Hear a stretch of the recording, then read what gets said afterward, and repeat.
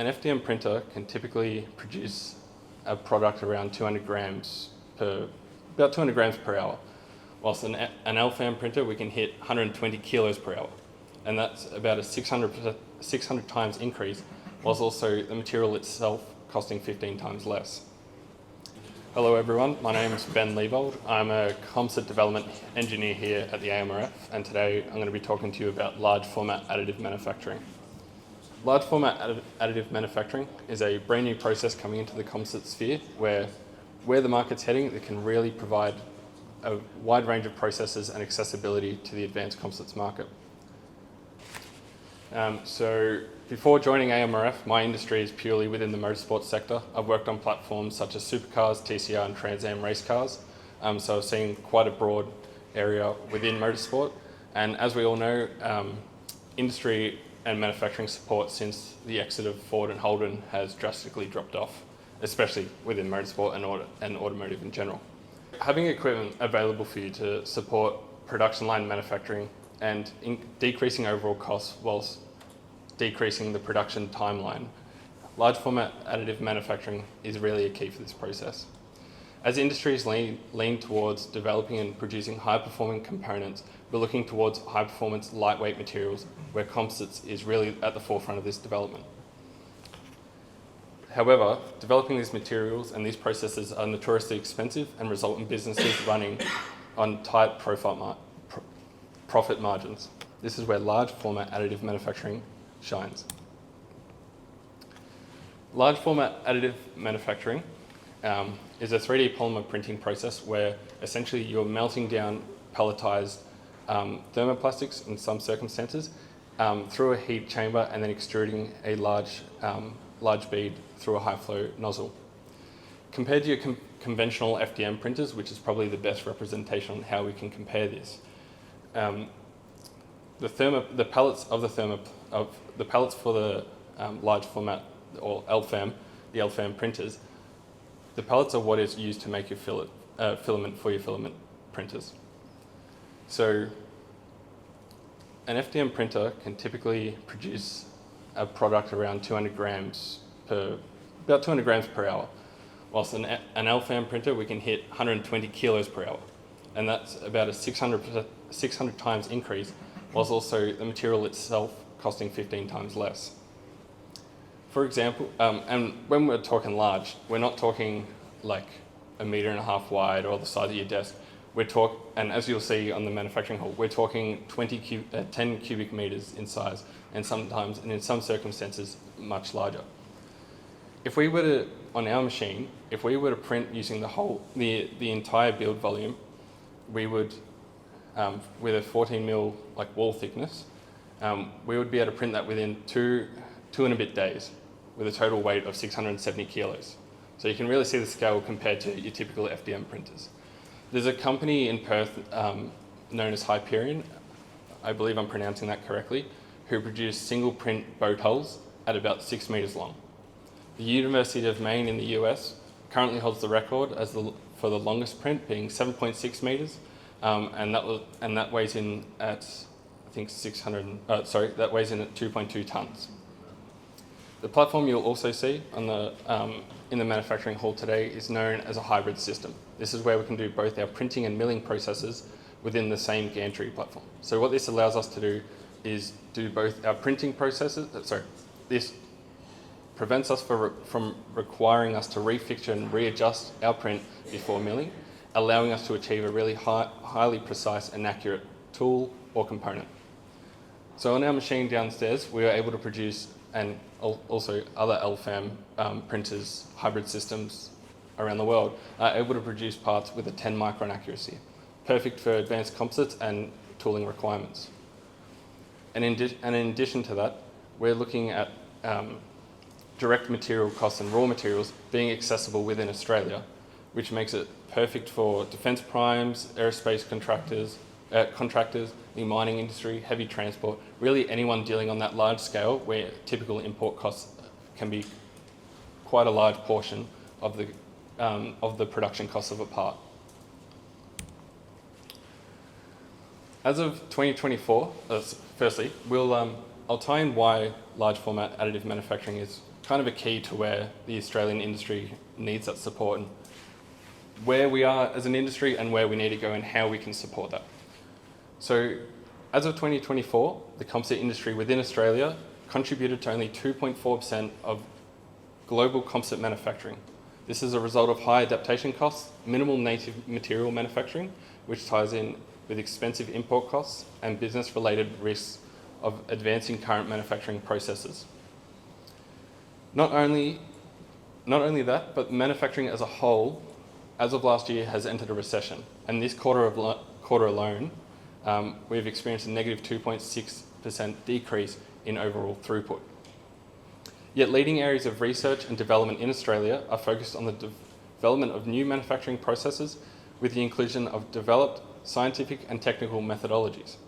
In simple terms, our technology and understanding of developing and producing advanced materials is more advanced than ever.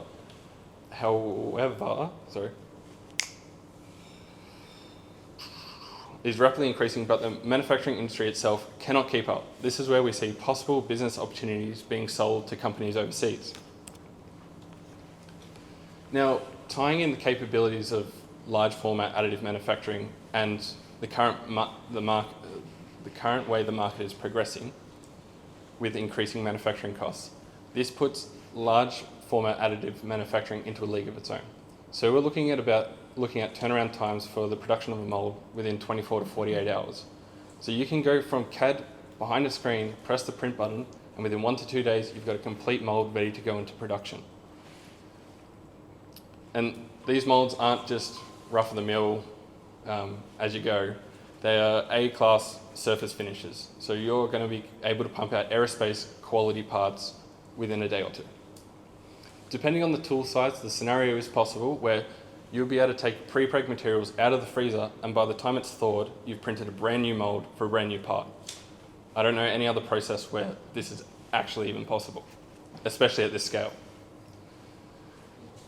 This drastically reduces the overall production time for components, especially in the R&D field, where budgets tend to be quite tight.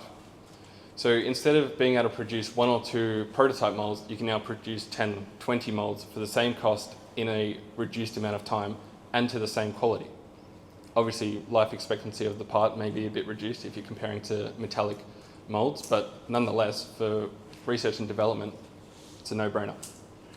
Now, when we compare to conventional tooling options such as Invar, epoxy tooling, or fibre reinforced molds, tooling produced through LFAM can cost a fraction of the price, sometimes even as low as 10% of the traditional costs.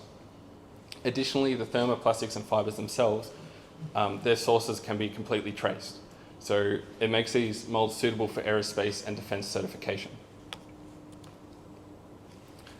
Now, what materials can LFAM directly print?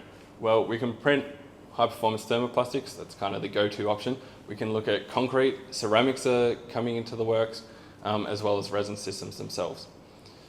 So if you're looking to produce a mold which has like some form of styrene resistance, we'd be looking at nylon PA6, PA12, or polypropylene. If we want thermal resistance, we'd be looking at polycarbonate or Altem. If we're looking for a high UV resistance, ASA would be a good option for this environment. Furthermore, we can then add various chopped fibres, so we can look at glass and carbon fibre for furthering these properties. So we'd be adding glass fibre into them for increasing your stiffness, your impact resistance, your layer adhesion, reducing your shrinkage and warpage throughout the printing process, but also being able to produce components which are, have a level of radio transparency, which I'm sure is a specific niche. And then on the carbon fibre side, when looking to add carbon fibre, that being the more expensive side of things, it's typically found to be where thermal expansion of the mould is critical. Being able to control how that mould ends up after the cure cycle, making sure that part and component is as accurate as possible. Also for when we're making end-use products. If we were to go back and compare this to FDM once again, if we had, for example, some nylon PA6 with about a 20-30% glass fibre infill, for the filament, for an FDM printer, you'd be looking to pay about $70 per kilo. But for the pelletized variant for LFAM printing, you're looking at $6.50 per kilo. So you can really see the cost difference is absolutely significant. A few possible use cases. So initially, you'd look at like carbon fiber reinforced LTEM molds, typically used in high temperature autoclave environments. A good use case of these molds is Bell helicopters. They currently have switched to using LTEM CFRP molds and have noticed a 70% reduction in overall costs for their molding. RTM, so when we're looking to produce RTM molds, they're notoriously complex and notoriously expensive, and they notoriously take a very long time to develop. However, with the LFAM printing process, we can then develop these methods and trial multiple mold variations within a short span of time and at a fraction of the price. So once again, you can, instead of producing 1 or 2 trials, you can produce 10, 20 trials for the same cost. Additionally, you can produce geometries which conventionally would not be possible with machining. So you can make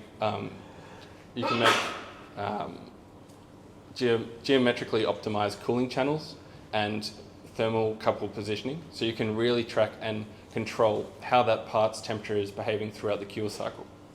We can also print water-soluble materials. So I'm sure everyone's heard the buzzword of pressure vessels being thrown around, but Type 5 COPVs, composite overwrap pressure vessels, are really gaining traction in the market. Type 4 and Type 5.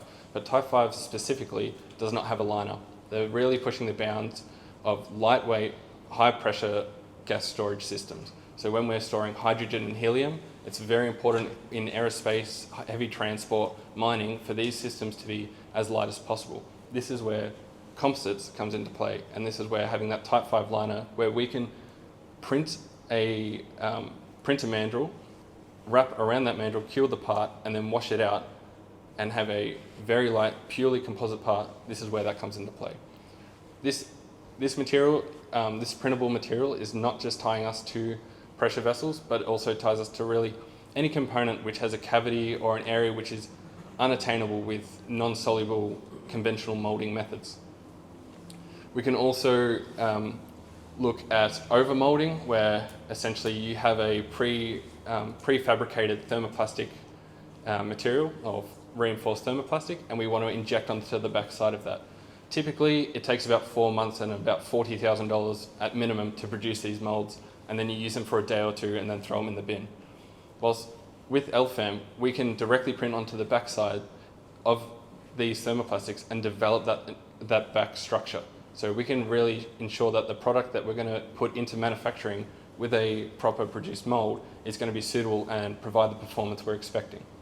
We can also print core materials directly, so we're looking into foaming PETG as well as other thermoplastics which are lighter than various versions of foam. So the printed core acts as both the core material for creating sandwich structures, but also the tool itself.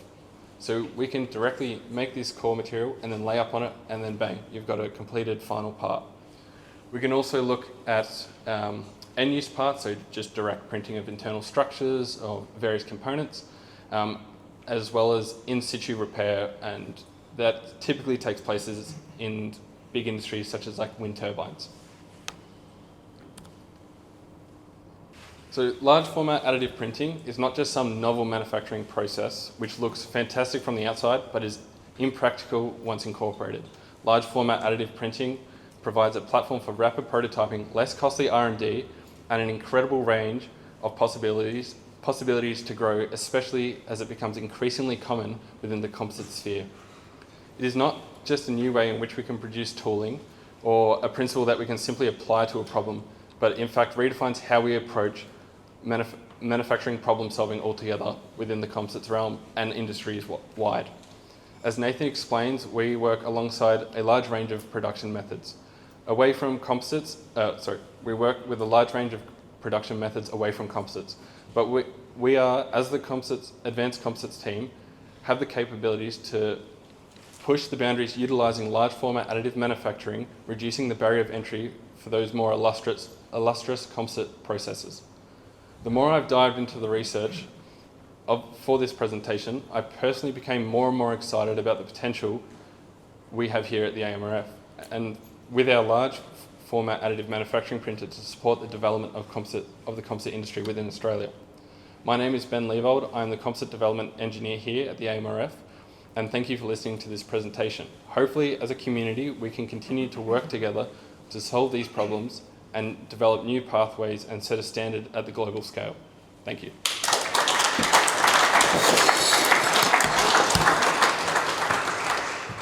Thank you, Ben. Is there any questions for Ben? Go on, Paul. Once you've made the mold, can it be repolymized again? Can it be recycled and repolymized? Yeah, so thermoplastics, especially if we're making out of thermoplastics, we can recycle that material and we can gain essentially the base properties of the material again if we introduce about 20 to 30% of virgin material. So it just adds that level of recyclability into our processes. Once you've added your carbon or fiberglass, can that be pelletized again? Or do you have the ability to segregate the additives you put in? Yeah, we can segregate the thermoplastics from the fibre itself, unlike thermoset. Yeah. What sort of surface finish do you get on 3D printed parts, and also what's the HDT of the tooling? So the HDT completely depends on the thermoplastic you're printing with. The printer. Can you pre-preg it like 100 on it? Or? Yeah, you can pre-preg 100. The material we can support up to is about 180 would be the cure temperature with a vacuum and within an autoclave itself.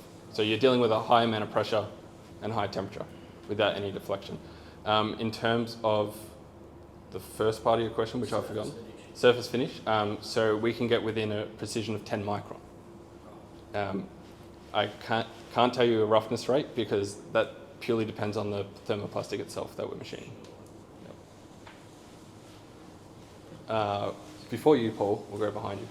John, have you got any experience with sealing the moulds after you've made them straight from the 3D printer and the milling? Yes, so you can use typical conventional tooling sealers, or if you want to cowboy it, you can look into epoxy systems that can withstand whichever temperature you're looking to cure at. But conventional chemical sealing systems are the go-to option. That was my question.